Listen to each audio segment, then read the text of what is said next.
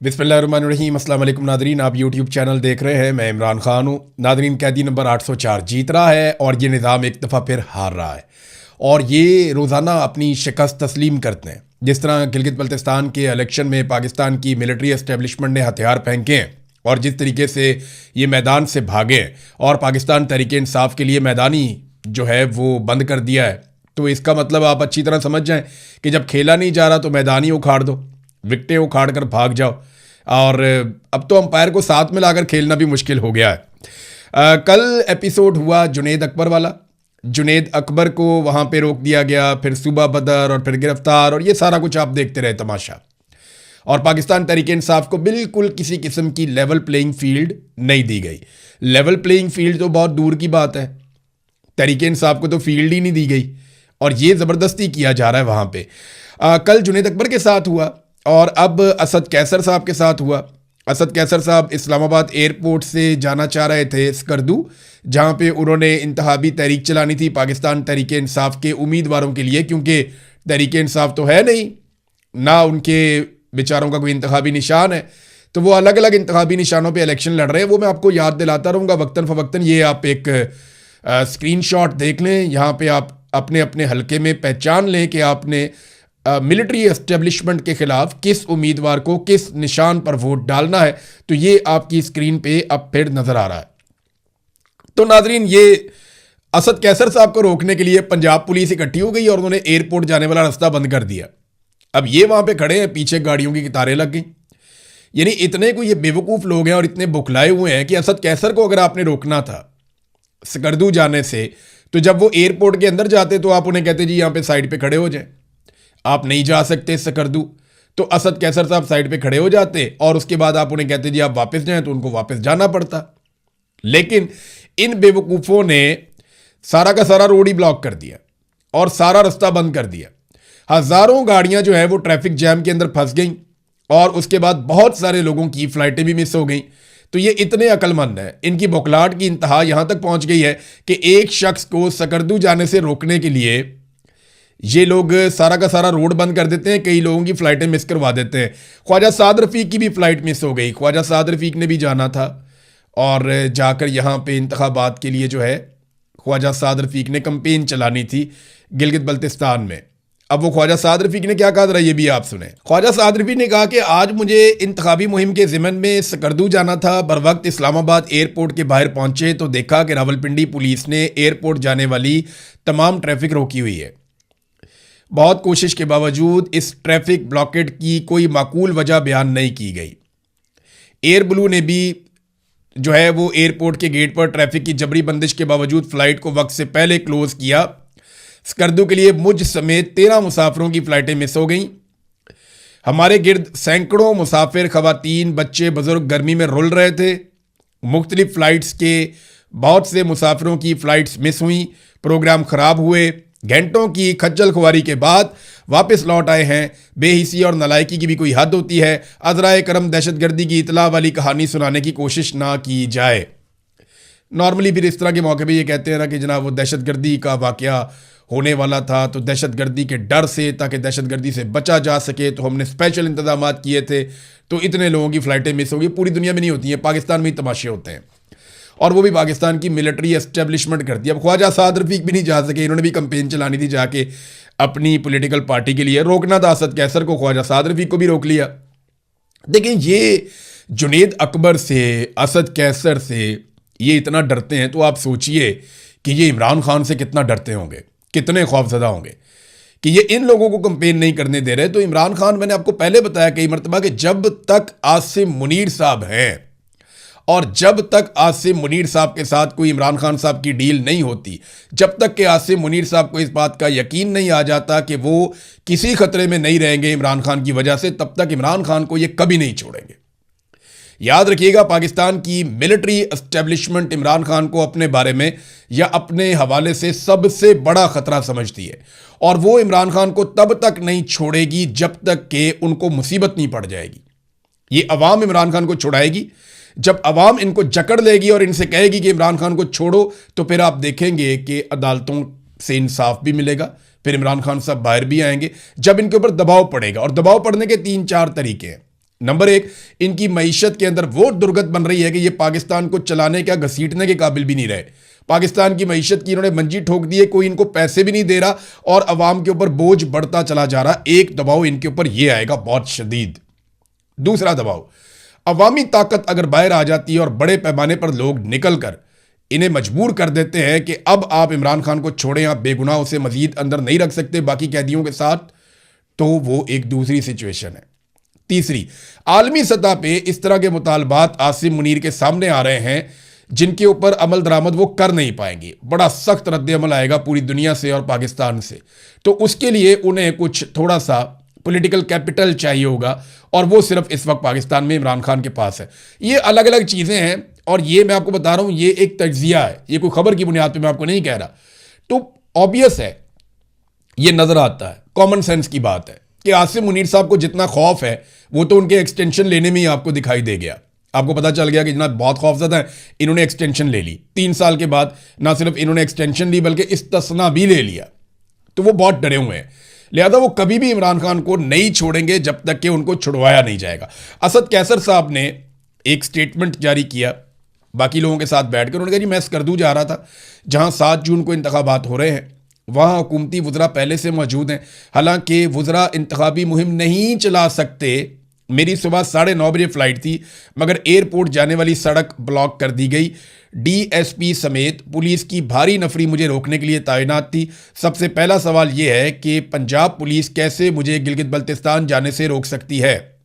Punjab police ने इंतहाई गैर इखलाकी हरकत की है। मैं साबिक स्पीकर कौमी असम्बली और मौजूदा रुकन असम्बली हूँ, जबकि ये एक वफाकी मामला है। बिलावल भुट्टो भी वहाँ गए, वजीर आजम ने भी वहाँ जाकर ऐलानात किए और पीपल्स पार्टी और नून लीग की पूरी फौज जफर मौज वहाँ बैठी हुई है, मगर PTI के साथ इम्तियाजी सलूक किया जा रहा है। हमारे सूबाई सदर जुनेद अकबर को सूबा बदर किया गया। ये किस किस्म का नक्शा पेश किया जा रहा है? ये असद कैसर साहब ने एक स्टेटमेंट जारी किया और पाकिस्तान तहरीक इंसाफ खैबर पख्तूनख्वा ने इसको छापा भी है। एक लेटर भी लिखा सोहेल अफरीदी साहब ने। वैसे इन चीज़ों से फ़र्क कोई नहीं पड़ेगा, एस्टेब्लिशमेंट ने अपना फैसला किया हुआ है और उन्हें हुक्म आया हुआ है। देखिए, मुझे ना एक दिन एक सीनियर फौजी ऑफिसर ने ये बात बताई थी। उसने मुझे कहा था कि हमारे यहाँ ऐसा नहीं होता कि हम पॉसिबिलिटीज़ देखते हैं कि ये काम कैसे होगा। उसने कहा हमें ऑर्डर आता है और फिर हम पॉसिबिलिटी बनाते हैं कि ये काम हमने कैसे करना है। इसको ज़रा आप समझ लें कि ऐसा नहीं होगा कि देखो वहाँ पे क्या हो सकता है, ये नहीं। ऑर्डर आता है आर्मी चीफ की तरफ से ये कि ये काम करना है और उसके बाद फिर वो हालात को उसके मुताबिक मोड़ना शुरू करते हैं। तो हर हाल में उन्हें वो काम करना पड़ता है। अक्सर मैंने जर्नलिस्टों के मुंह से सुना है कि हमें बताया जाता है चीफ इज चीफ, कि जनाब चीफ ही चीफ है, वो जो कहता है बस वही हमें करना पड़ता है, वो जो लिख दे बस वही है, जो वो कह दे अपनी ज़बान से वही हमें करना होता है। और इसको अगर डिक्टेटरशिप नहीं कहेंगे तो और क्या कहेंगे? पाकिस्तान में तो ऐसे ही होता है। बहरहाल सोहेल अफरीदी ने खत लिखा, गिलगित बल्तिस्तान के इंतखाबात में शफाफियत के लिए chief justice supreme appellate court Gilgit Baltistan, इन्हें खत अरसाल किया गया। सोहेल अफरीदी ने तशवीशनाक सूरत हाल पर सुप्रीम कोर्ट के एपेलेट कोर्ट गिलगित बल्तिस्तान के चीफ जस्टिस को खत अरसाल करते हुए फौरी अदालती मुदाखलत की दरख्वास्त की है। उन्होंने कहा कि गिलगित बल्तिस्तान में इंतखाबी माहौल के बारे में मौसूल होने वाली इतलात इंतहाई तशवीशनाक हैं, जहाँ एक सियासी जमात को इंतखाबी सरगर्मियों, अवामी इज्तमाआत, इंतखाबी मुहिम और पार्टी क़यादत और कारकुनान की नकलो हरकत में गैर ज़रूरी रुकावटों का सामना है। उन्होंने निशानदेही की कि सियासी कारकुनों को हरासा करने, गैर कानूनी गिरफ्तार करने और सियासी सरगर्मियों में रुकावट डालने की इतलात सामने आ रही हैं, जो अगर ना रोकी गई तो इंतखाबी अमल के साथ उसकी साख और शफाफियत को शदीद नुकसान पहुंचेगा। पाकिस्तान का आइन हर सियासी जमात और शहरी को आज़ादाना, मुनसिफाना, शफाफ और गैर जानिबदाराना इंतखाबात में हिस्सा लेने का बुनियादी हक देता है। वज़ीर आला ने जनाब कुछ गुजारिशात भी की हैं कि इंतखाबात के आज़ाद, मुनसिफाना, शफाफ और गैर जानिबदाराना इनेकाद को यकीनी बनाने के लिए मुतल्लिका इदारों को वाज़ेह हदायत अदालत की जानिब से जारी की जाए। गैर कानूनी तौर पे हरासा करना, गिरफ्तारियां करना और पाबंदियां जो लगाई गई हैं वो फौरी तौर पे उन्हें रोका जाए। तमाम सियासी जमातों को एक जैसा मौका फराहम किया जाए। इंतखाबी अमल के दौरान आइनी और जमहूरी हकूक़ की किसी भी खिलाफ वर्जी के खिलाफ फौरी और मौसर कार्रवाई की जाए। अदालत से अपील की कि वो अपने आइनी इख्तियारात इस्तेमाल करते हुए कानून की हुक्मरानी, जमहूरी इक़दार के तहफ़्फ़ुज़ और अवाम के इंतखाबी अमल पर एतमाद को यकीनी बनाने के लिए ज़रूरी अहकाम जारी करें। अच्छा, एक चीज़ और करनी चाहिए, एक और भी चीज़ है वो होनी चाहिए। पाकिस्तान तहरीक इंसाफ के हमायत याफ्ता जितने भी उम्मीदवार वहाँ पे इलेक्शन लड़ रहे हैं, और जितनों को मजीद वो अपने साथ मिला सकते हैं, इन सबको एक मुश्तरका तौर पे खत लिखना चाहिए इसी चीफ जस्टिस को एपेलेट कोर्ट के, और इसको रिकॉर्ड पे रखना चाहिए कि हमें ना कंपेन चलाने दी जा रही है, ना हमारी क़यादत को यहां पे आकर जलसे जुलूस करने की इजाज़त दी जा रही है, हमारे रास्ते रोके जा रहे हैं, हमारे वोटों को दूर दूर के इलाकों में ट्रांसफ़र किया जा रहा है और मिलिट्री एस्टेब्लिशमेंट इसके अंदर बेजा मुदाखलत कर रही है इलेक्शन में। इसको रिकॉर्ड के ऊपर ज़रूर रख लें। ये आज या कल के दिन के अंदर पाकिस्तान तहरीके इंसाफ के हमायत याफ्ता तमाम उम्मीदवारों को, जो बाकी उम्मीदवार हैं जिन मजीद के साथ भी ज्यादती हो रही है ना, यानी वो तो जीतने की दौड़ में तो नहीं है, बहुत सारे उम्मीदवार होंगे बीच में, तो उनको भी साथ शामिल करें और उनको भी लेटर लिखवा के जाके कोर्ट को देकर आए। ये जब इस तरह के लेटर्स लिखेंगे ना, और एक पटिशन बेशक डाल दें ताकि ये रिकॉर्ड का हिस्सा रहे और कल को ये चीजें काम आएंगी। काजी फायद ईसा, आपको याद है वो क्या कहता था? वो कहता था जनाब जब ये हो रहा था तब आप क्यों नहीं आए, वो सारे नस्से बज्जे हुए थे बेचारे, कहां से आते? तो ये इनका बहाना कल को होता है। लिहाजा पाकिस्तान तहरीके इंसाफ को अपने तमाम कैंडिडेट से भी इसी किस्म का एक लेटर या एक पटिशन जो है वो अदालत में डलवानी चाहिए। अब नाजरीन, अमीर मुकाम का बेटा जो अपोजिशन लीडर है यहां खैबर पख्तूनख्वा में, वो जब पहुंचता है वहां पे तो उसे प्रोटोकॉल दिया जाता है और फौजी उसे प्रोटोकॉल दे रहे हैं, फौजी उससे हाथ मिला रहे हैं, उसको प्रोटोकॉल दे रहे हैं, उसको रास्ते बनाकर दे रहे हैं। तो एक तरफ जो पाकिस्तान की फ़ौज है, जो पाकिस्तानियों की फ़ौज है, पाकिस्तानी टैक्स देते हैं तो ये फ़ौज बनती है, चलती है। ये फ़ौज एक पॉलिटिकल पार्टी के एक लीडर को प्रोटोकॉल दे रही है और उसको सहूलतकारी कर रही है इलेक्शन के बीच में, और दूसरी पॉलिटिकल पार्टी को दीवार के साथ लगाया जा रहा है। उसके लोगों को या तो आने ही नहीं दिया जा रहा, और जो आ जाता है असल में ये रिस्पॉन्स से डर गए। जुनेद अकबर साहब को जिस तरह का रिस्पॉन्स मिला, ये उस रिस्पॉन्स से डर गए। और इस वक्त आप कहीं पे भी पाकिस्तान तहरीके इंसाफ का झंडा देखते हैं तो आप देखते हैं उसके साथ बहुत सारे लोग खड़े हैं। हर तरफ पाकिस्तान तहरीके इंसाफ के झंडे नजर आते हैं, हर तरफ पाकिस्तान तहरीके इंसाफ का वोटर और सपोर्टर नजर आता है। पूरी कहानी एक सिमत में चल रही है। मिलिट्री एस्टेब्लिशमेंट को बदतरीन शिकस्त हो चुकी है गिलगित बल्तिस्तान में, सिर्फ उसका अनाउंसमेंट होना बाकी है। और अनाउंसमेंट के लिए वो वही पुराना तरीकाकार करेंगे कि बजाय इसके कि अपनी शिकस्त तस्लीम करें, वो पाकिस्तान तहरीके इंसाफ के खिलाफ फॉर्म 47 जारी करने की कोशिश करेंगे और 2 नवंबर से इलेक्शन जो है वो पीपल्स पार्टी और पीएमएलएन को दे देंगे। फिर पाकिस्तान में जो टाउट सहाफ़ी हैं वो टीवी पे और सोशल मीडिया पे बैठ के ये साबित करने की कोशिश करेंगे, नहीं जी नहीं, पीपल्स पार्टी ने भी सीटें ली हैं, नहीं जी नहीं, पीएमएलएन ने भी सीटें ली हैं।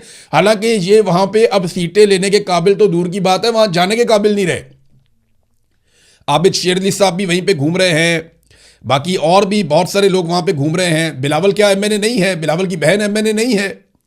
बहुत सारे लोग और भी एमएनए एमपीए वहां पहुंचे हुए हैं, फौज सफर मौज वहां पे काम कर रही है, लेकिन इन्हें पूछने वाला कोई नहीं है। गिलगित बल्तिस्तान की आवाम को जो है ना, वो एक बात बड़े अच्छे तरीके से समझ लेनी चाहिए कि इन पर एक कठपुतली हुकूमत मुसल्लत करने की तैयारी की जा रही है और इसे सिर्फ वो खुद ही हिम्मत करके रोक सकते हैं।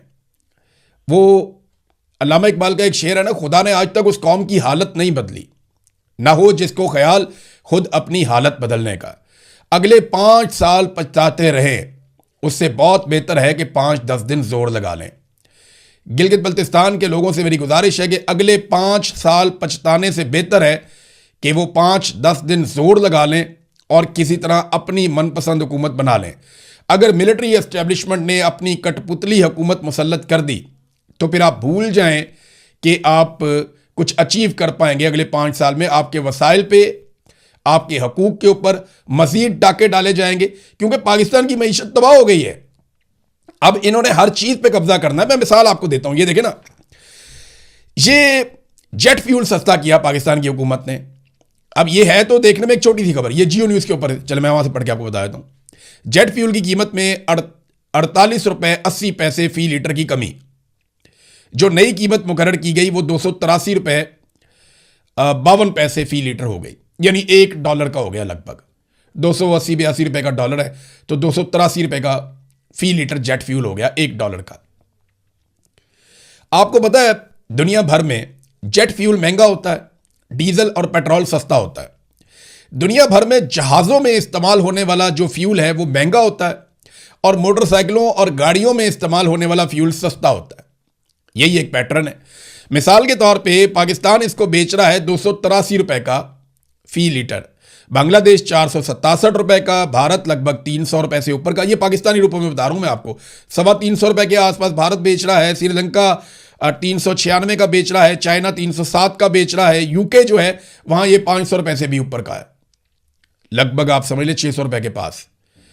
तो पूरी दुनिया में जेट फ्यूल जो है वो महंगा है, कि जहाज में इस्तेमाल होने वाला फ्यूल महंगा है, उसको रिफाइन करने की कॉस्ट होती है ना, वो बड़ा महंगा पड़ता है। डीजल और पेट्रोल पूरी दुनिया में सस्ता है, यानी गरीब का फ्यूल पूरी दुनिया में सस्ता, अमीर का फ्यूल पूरी दुनिया में महंगा।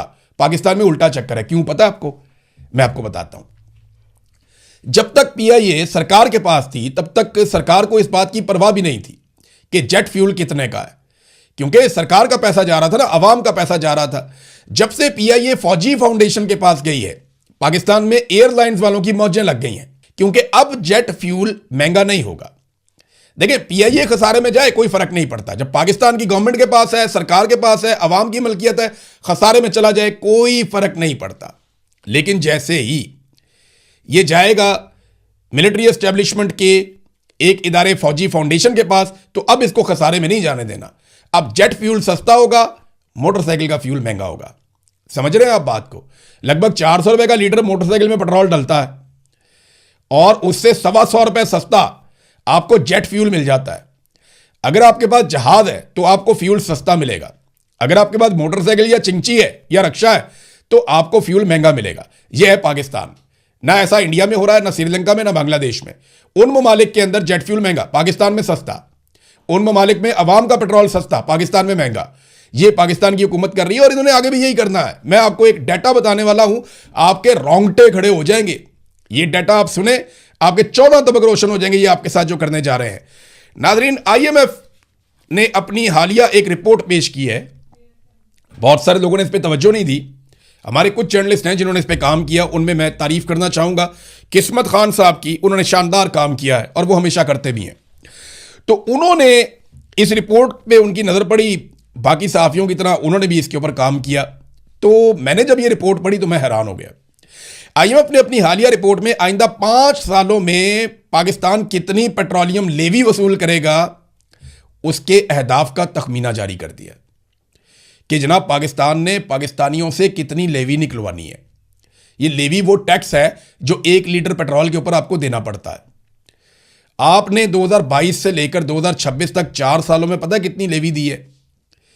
ये जो इमरान खान के दौर के बाद एकदम पेट्रोल महंगा हो गया था, ये लेवी की वजह से हुआ, जो शहबाज शरीफ ने आते ही लगा दी। और लगाते लगाते जो 150 वाला पेट्रोल है वो 400 रुपए पे पहुंच गया। हालांकि आलमी मंडी में आज भी इमरान खान साहब के दौर से सस्ता है। तो 150 वाला पेट्रोल जो 400 रुपए पे पहुंचा है, इसके पीछे सबसे बड़ी जो वजह है वो लेवी है। और इन 4 सालों में जो लेवी वसूल की गई है पाकिस्तानियों से वो है 4,365 अरब। 4,365 अरब की लेवी वसूल की गई 4 सालों में। अगले 5 सालों में जो आईएमएफ ने हदफ दिया है उसमें लेवी पता है कितनी है जो इन्होंने 5 सालों में वसूल कर दी है? वो है 10,780 अरब, दुगनी। यानी जितनी लेवी आपने पिछले 4 सालों में दी है, इससे डबल से ज्यादा लेवी आपने अगले 5 सालों में देनी है। यानी जितना महंगा पेट्रोल आप आज खरीद रहे हैं, इससे दुगनी कीमत पे पेट्रोल आपको आने वाले वक्त में खरीदना पड़ेगा। और अगर ये डाटा ऐसे ही है, क्योंकि ये आईएमएफ की रिपोर्ट के अंदर आ गया है, इसके ऊपर यूं ही अमल दरामद होता है, तो मेरी बात याद रखिएगा, आपको पेट्रोल 450-500 रुपए लीटर खरीदना पड़ेगा।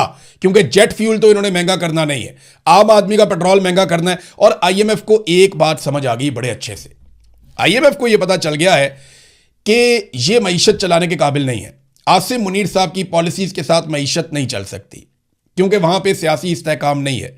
पाकिस्तान के अंदर जुल्म है, जबर है, अदलिया के ऊपर जैसा कंट्रोल है, मीडिया के ऊपर जैसा कंट्रोल है, जो कुछ पाकिस्तान में इन्होंने किया है, ऐसी सूरत हाल में कोई सरमायाकारी लेकर पाकिस्तान में आने वाला नहीं है।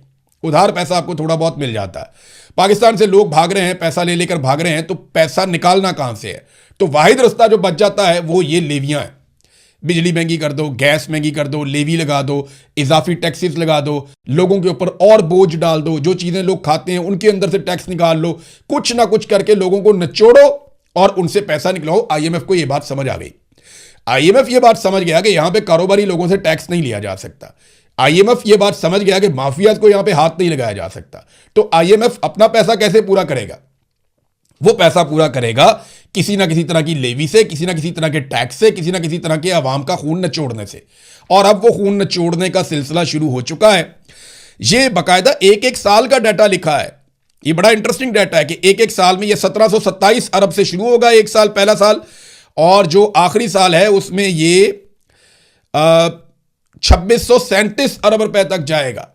यानी जितनी लेवी पाकिस्तान अभी 2-2.5 साल में इकट्ठी करता है, उतनी लेवी एक साल में इकट्ठी करेगा। ये पाकिस्तान के साथ जुल्म करने जा रहे हैं और आप ये जुल्म होता हुआ देखेंगे, आप इसको विटनेस करेंगे, क्योंकि पाकिस्तान इस तरह नहीं चलेगा जब तक आप पाकिस्तान की आवाम की राय का एहतराम नहीं करेंगे, और वो इन्होंने नहीं करना, वो आवाम को करवाना पड़ेगा। गिलगित बल्तिस्तान में देख लेना आप, रीटेलीकास्ट हो रहा है ना 8 फरवरी के इलेक्शन का, 2024 वाले का, ये फिर रीटेलीकास्ट गिलगित बल्तिस्तान में, इसके बाद कश्मीर में। कश्मीर भी वार्निंग दे रहे हैं, अगले वीलॉग में बात करते हैं। लेकिन एक चीज मैं बताऊं जाते जाते, आपने घबराना नहीं है, डरना नहीं है, इनकी मंजी ठुकी हुई है। जितने आप परेशान हैं, आपसे ज्यादा ये परेशान है। और मैं आपको ये बता रहा हूं कि जिस दिन आपने फैसला कर लिया पूरे पाकिस्तान ने कि उन्होंने फैसला अपने हाथ में लेना है, इनकी कोई औकात नहीं है कि ये आपके सामने ज्यादा देर तक टिक पाए। ये मैं आपको गारंटीड कह रहा हूं। तो ये तब तक आपने मार खानी है जब तक आपका मूड है। अब तक के लिए इतनी, अपना ख्याल रखिएगा, अपने चैनल का भी। अल्लाह हाफिज।